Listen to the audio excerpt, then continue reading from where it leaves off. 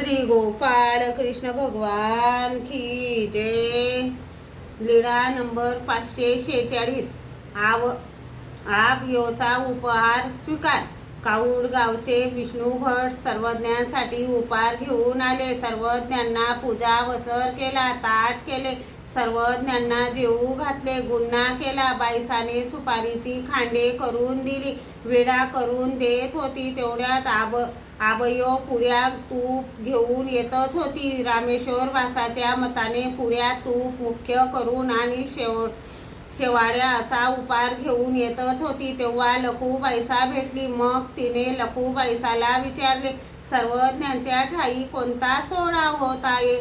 लखूबाईसा म्हणाली, सर्वज्ञांना पूजा वसर केला, काऊड गावाच्या विष्णू देवाचा उपहार आला, सर्वज्ञांना जेवू घातले, गुन्हा केला। बाईसाने सुपारीची खांडे करून दिली, विडा करून देत आहे।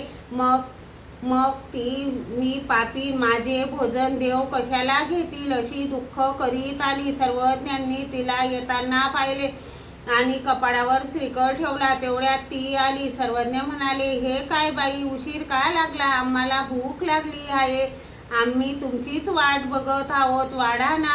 ती म्हणाली, जीजी मला माहीत नाही का सर्वज्ञ गरीबाला कशासाठी बोलवीत आहेत? काऊड गावाच्या विष्णू देवाचा उपहार आला व आपले जेवण झाले।